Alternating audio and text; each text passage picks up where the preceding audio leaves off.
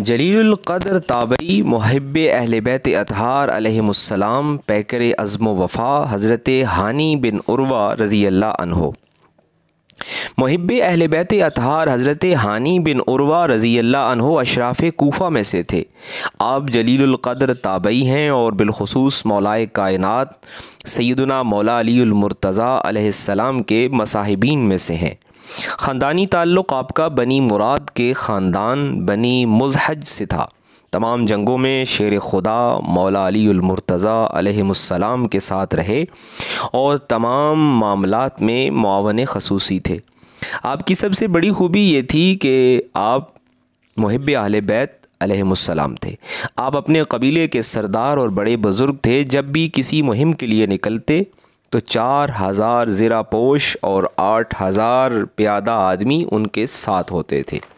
خاندان رسالت مآب علیہ السلام سے آپ کی محبت و عقیدت کا اندازہ اس واقعہ سے بخوبی لگایا جا سکتا ہے کہ جب سفیر امام عالی مقام غریب کربلا سیدنا امیر مسلم بن عقیل علیہ السلام مختار کے گھر سے حضرت ہانی بن عروہ رضی اللہ عنہ کے گھر رہائش پذیر ہوئے تو ابن زیاد نے فوج کو سیدنا امیر مسلم بن عقیل علیہ السلام کی گرفتاری کے لیے بھیجا تو حضرت ہانی بن عروہ رضی اللہ عنہ جن کی عمر اس وقت 90 سال تھی اپنے مہمان کو ان کے حوالے کرنے سے انکار کر دیا۔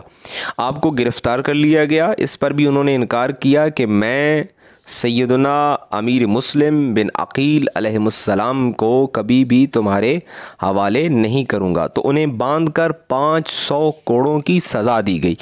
آپ کو قید کرنے اور سزا دینے کا مقصد صرف یہی تھا کہ آپ نے خاندان رسالت صلی اللہ علیہ وآلہ وسلم کے ایک فرد کو اپنے ہاں پناہ دے رکھی تھی۔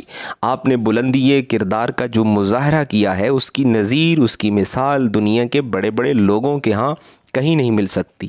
خاندان اہل بیت اطہار علیہم السلام کا وفادار ہوتے ہوئے انہوں نے اہل بیت اطہار علیہم السلام پر جان نثار کر دی، باوجود اس کے کہ آپ کو امام عالی مقام سیدنا امام حسین علیہ السلام کی معیت میں کربلا کے میدان میں شہید ہونے کی سعادت تو نہیں ملی، مگر انہوں نے کوفہ میں ہی جن دشوار گزار مرحلوں سے گزر کر موت کو مرحبا کہا، اس بنا پر انہیں شہدائے کربلا میں ممتاز مقام حاصل ہے۔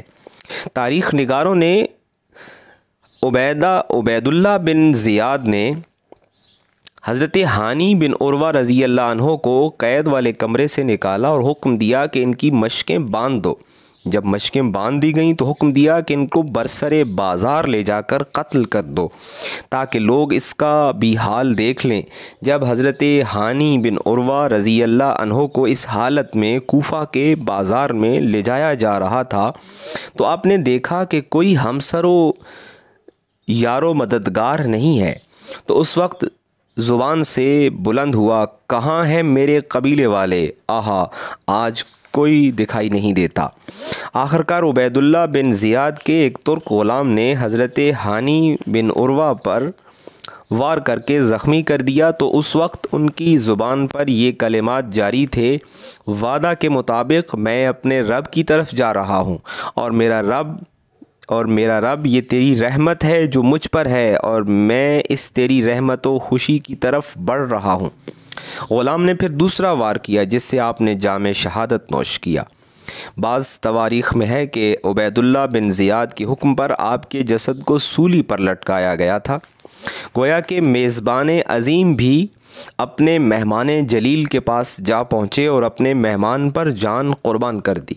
کمال شان اور کمال محبت کی نشانی یہ بھی ہے کہ شہادت کے بعد آپ کو سفیر امام سیدنا امیر مسلم بن عقیل علیہ السلام کے پہلو میں دفن کیا گیا۔